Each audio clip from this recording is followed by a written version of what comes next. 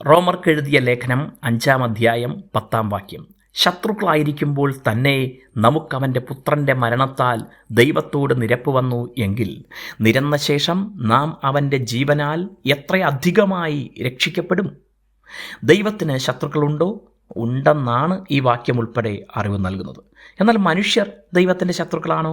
ശത്രുത എന്ന ആശയം എങ്ങനെ നിർവചിക്കപ്പെടുന്നു എന്നതിൻ്റെ അടിസ്ഥാനത്തിലാണ് അത് തീരുമാനിക്കേണ്ടത്. ഞാൻ ഉൾപ്പെടെ ഭൂരിഭാഗം പേരും ഒരിക്കൽ അറിയാതെ ദൈവത്തിൻ്റെ ശത്രുക്കളായിരുന്നു എന്നതാണ് സങ്കടകരമായ കാര്യം.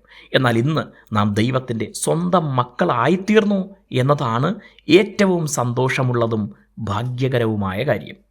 ദൈവത്തിൻ്റെ പദ്ധതികൾക്കെതിരായി നിൽക്കുമ്പോഴാണ് ശത്രുക്കളാകുന്നത്. എപ്പോഴും അങ്ങനെ പ്രവർത്തിക്കുന്നത് സാത്താനും അവൻ്റെ ദൂതന്മാരുമാണ്. അവരുടെ പദ്ധതികൾ ഏതു വിധേനയും ദൈവത്തിൻ്റെ പദ്ധതികളെ ഇല്ലാതാക്കുക എന്നതാണ്.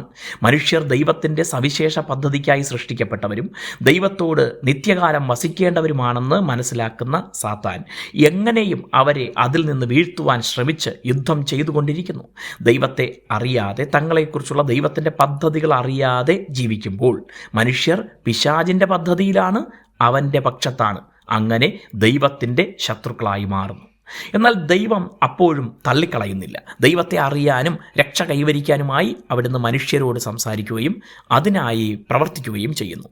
മനുഷ്യനെ എല്ലാ പാപത്തിൽ നിന്നും വീണ്ടെടുക്കാനായി ദൈവപുത്രനായ യേശുക്രിസ്തു ക്രൂശിൽ മരിച്ചു.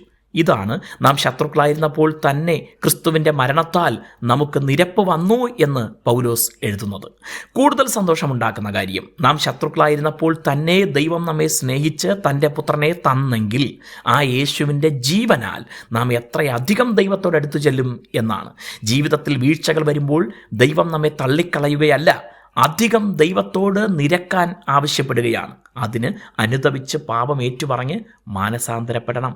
ദൈവം നിങ്ങളെ അനുഗ്രഹിക്കട്ടെ.